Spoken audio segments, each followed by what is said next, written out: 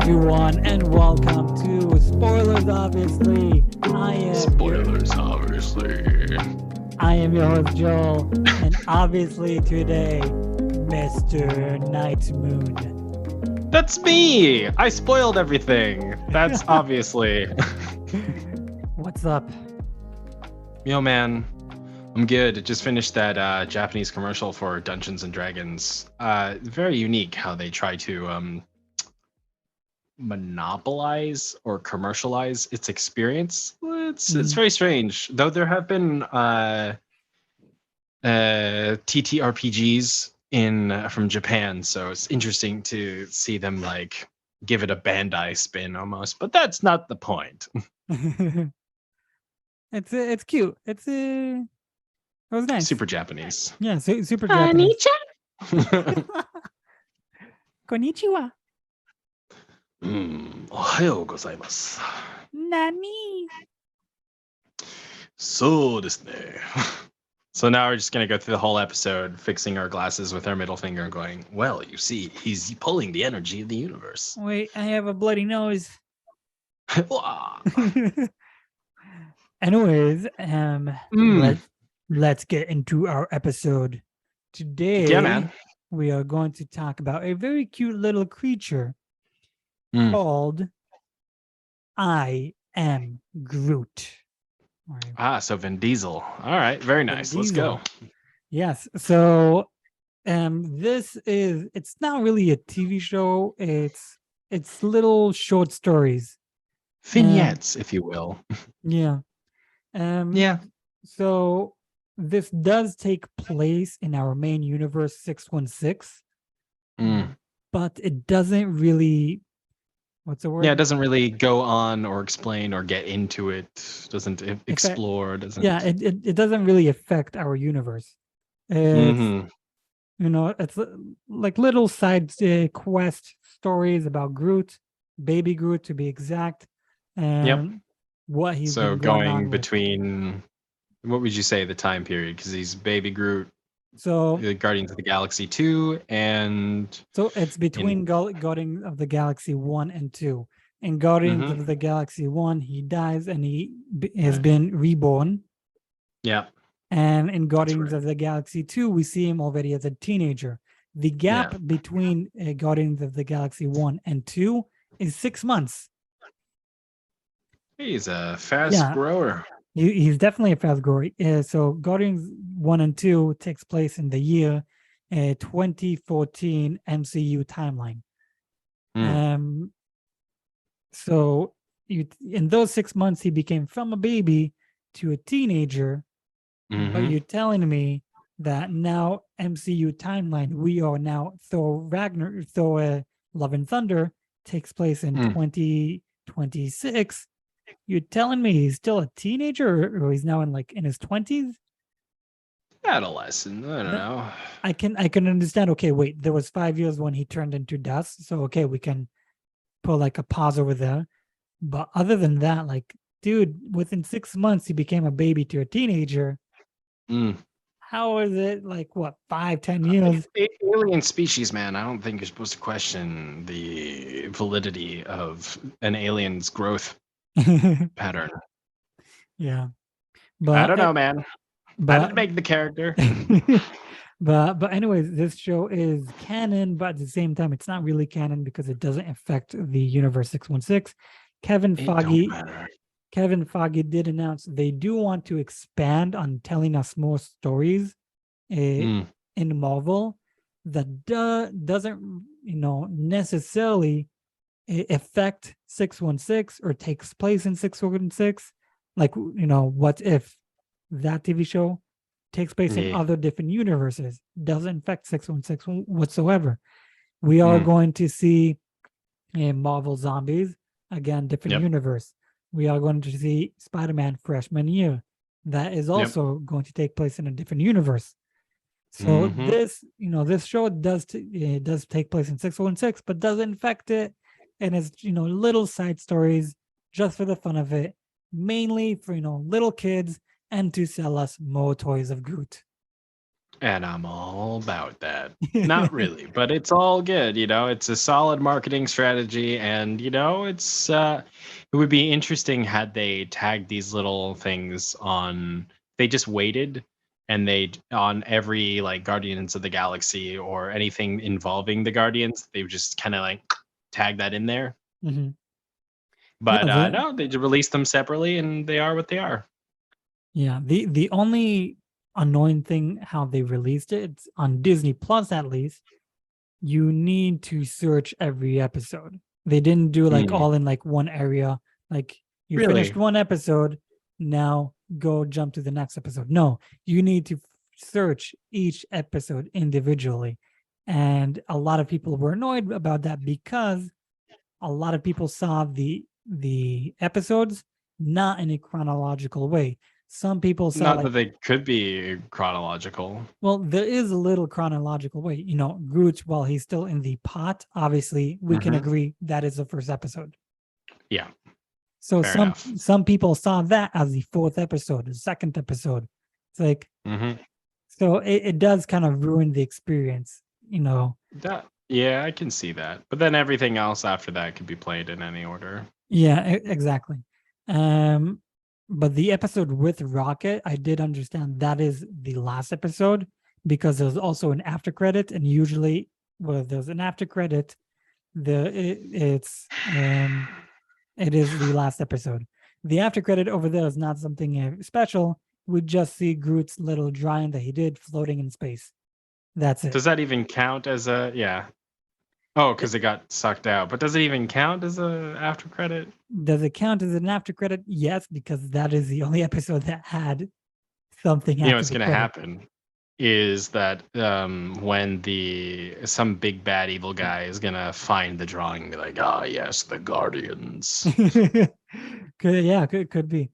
The drawing that he did over there, I have to say, it was very funny how he did that. First of all, we see Baby Groot, he's reckless. He doesn't really pay attention to his surrounding. He kills and he destroys stuff around them, not on purpose, just because he is living his life and he's, doesn't, he's a baby.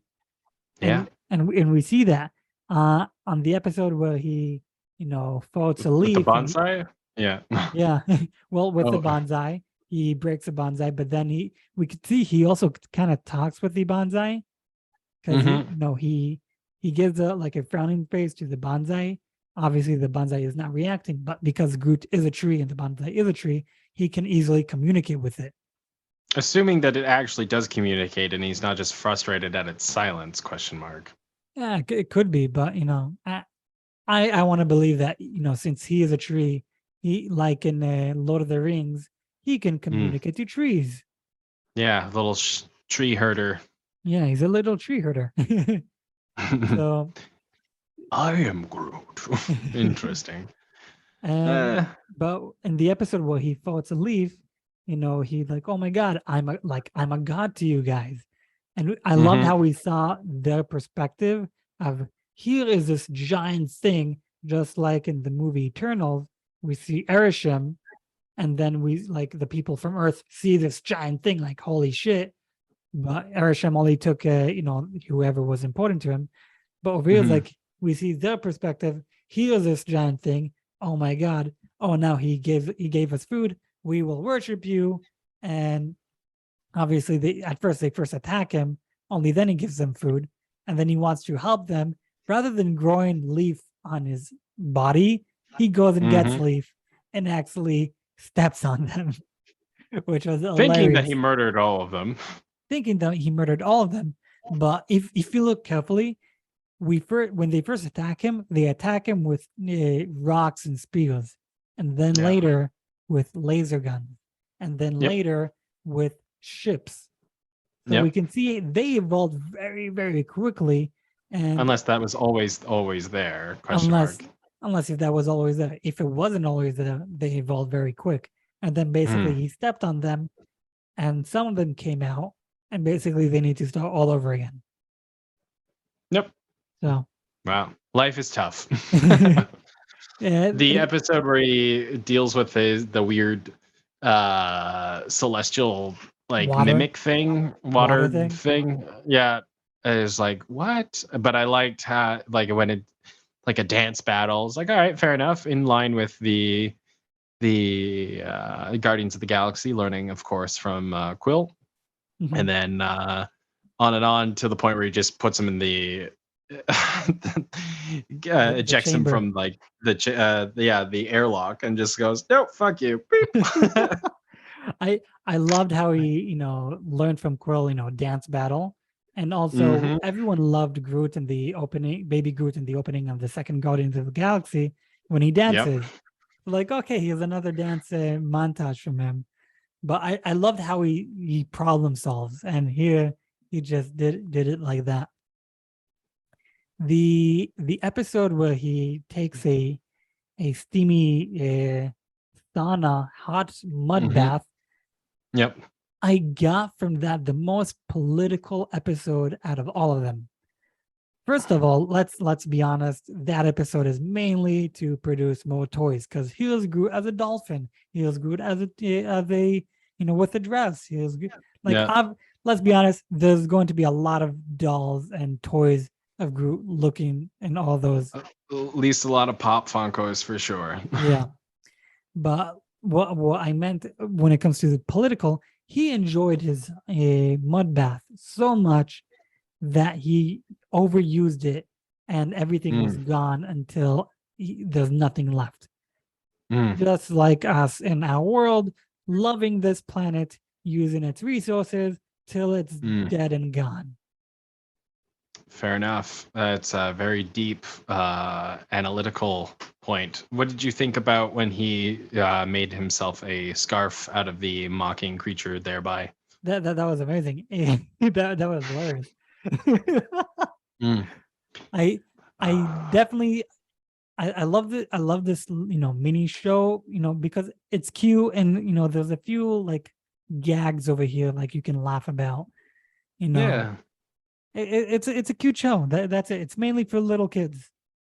Yeah, Unfortunately. I watched it with a friend of mine. I could see that he was like kind of checked out of it because it wasn't it's super investing into him. But then as soon as it got more comical and whatnot, then it took his attention, and I was like, all right, all right. But for me, like I kind of viewed it as like the artistic expressions held within the like Disney like short vignettes, Disney shorts, the Mhm, little video before every major Disney Pixar film, usually. mhm, And I treated it like that. So in my mind, I was like, okay, like just let it, let the animation and the artist, take their time in developing their little problem and beginning, middle, and end kind of scenarios, and I thought it was very, very entertaining. I thought it was a lot of fun. Definitely very pretty to look at, very bright, mhm. and I was like, yeah, this is good. I don't know if I could watch more than those. Like, you know what I mean? Like if they just kept printing them out, like at some point I'd be like, okay, like I get it. Yeah, no, I agree. I think, those 5 episodes were enough, especially that technically, if you really think about it, each episode is like 4 minutes long, Yeah. but in those 4 minutes, you have actually 1 minute of content and three Hmm. minutes of, credits. So it's like, I'm actually seeing this for the credits, not for the show itself. So, Yeah.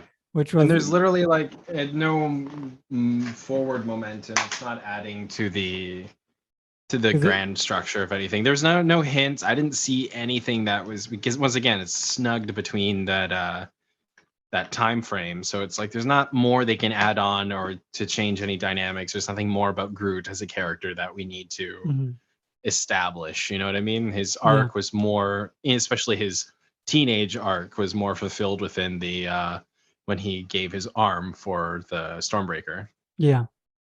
No, this show was definitely, for kid. We do know that Pixar and slash Disney, they love to do mini stories. There is the Hmm. most famous Pixar story, the old man who plays chess against himself. Hmm. I think it's called Graham's Game, Gray Game, something like that. Yeah. That is the Pixar most famous short story.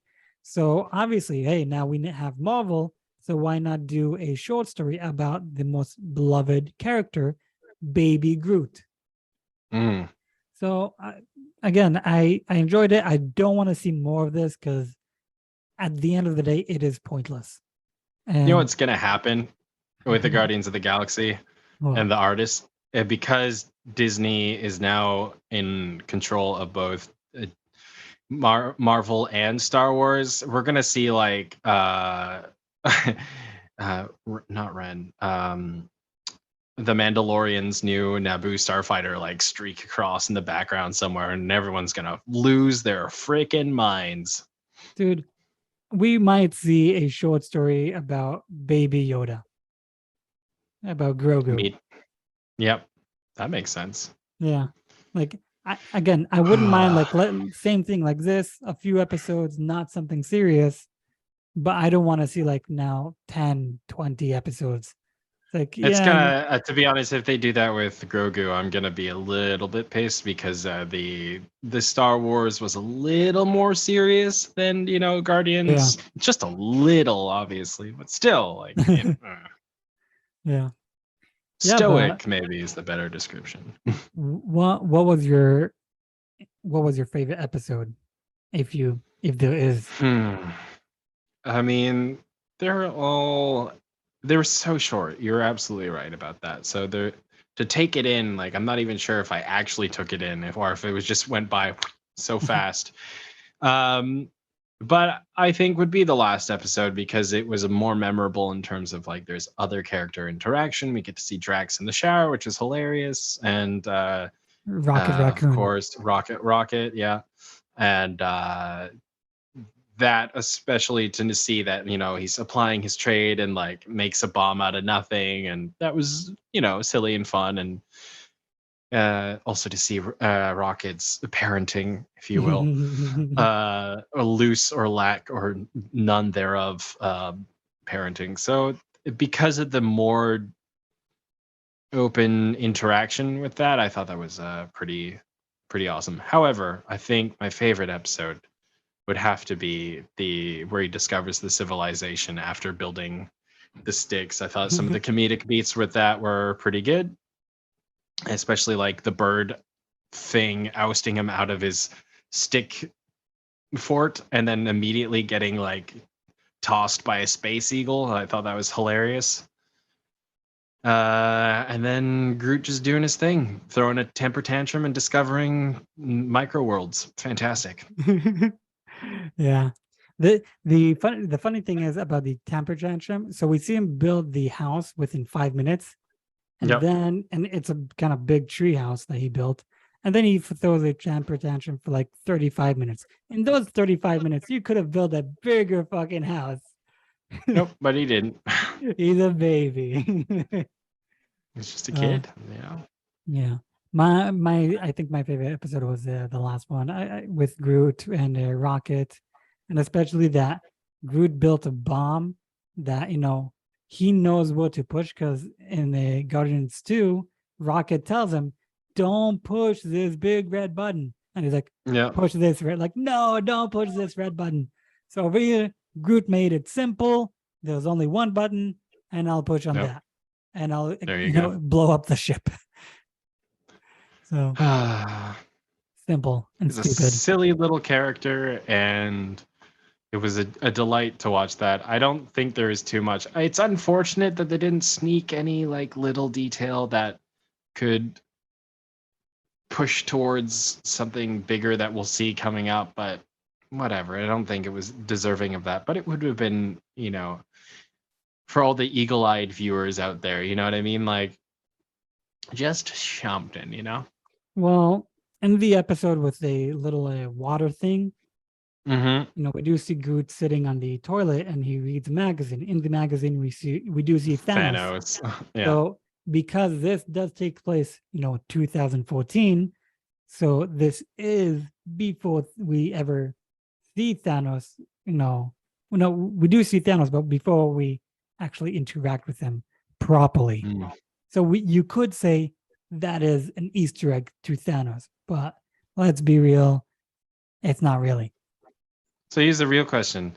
when you are going to present to your children to watch this immaculate series from the first adventure onwards, how are you going to watch the little like snippets in between like these episodes in part of the grand total arc So of the TV of the movies thus far?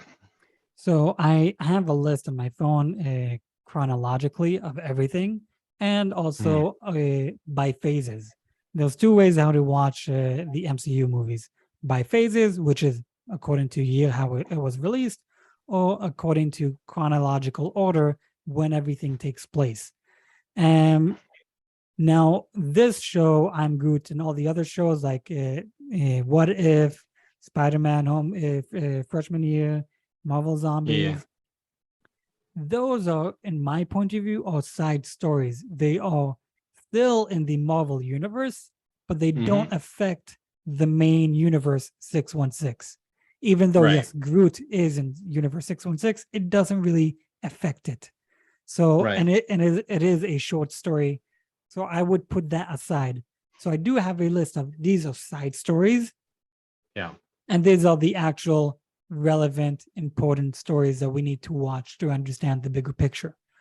What So, about the fact that in the What If series we're introduced to Captain Carter and the idea that when we see her spring up in Multiverse of Madness, would you have want that to have a little exposition prior, or because I'm pretty sure you would have watched WandaVision in between in the chronological order with when introducing it to a little one question mark.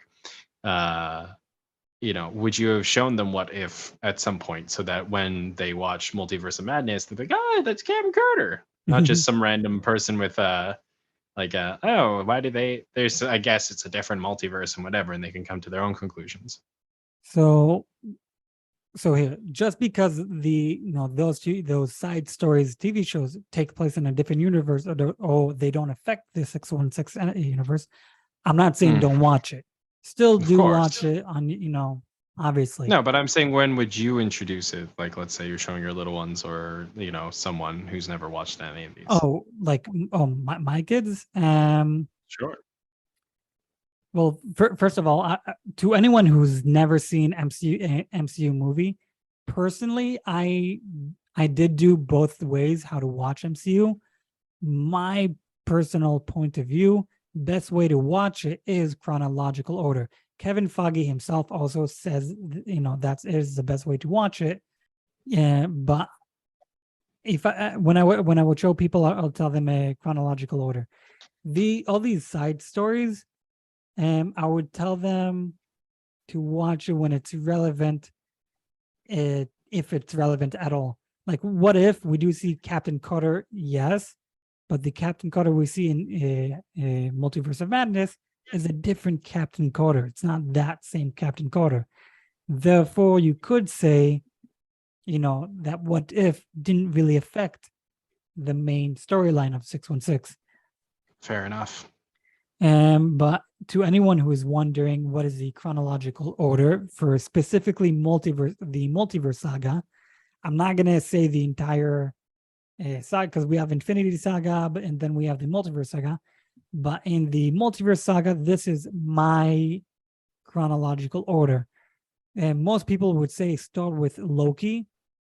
And the reason I say don't start with Loki is, yes, according to the very first episode, yes, Loki is accurate to be the very first TV opening to the multiverse saga. But However, however, according to the last episode, he breaks the multiverse. So can you really see him breaking the multiverse and then see everything after that? Everything is normal, nothing is broken. it's Makes near no the sense. end, I think, would be, yeah. Exactly, it makes no sense. It's like, let's say, kill Tony Stark, and then in future movies we see him still alive as if nothing happened. Makes no Hmm. sense. So because We of also that, don't know the effect of the him breaking the timelines. We're still like, we don't know if, let's say, this was happened first, like we no, but haven't seen the what has actually occurred because of it yet. yeah, no, but what I mean is, Iron Man, Tony Stark from the universe 616 is 100% dead.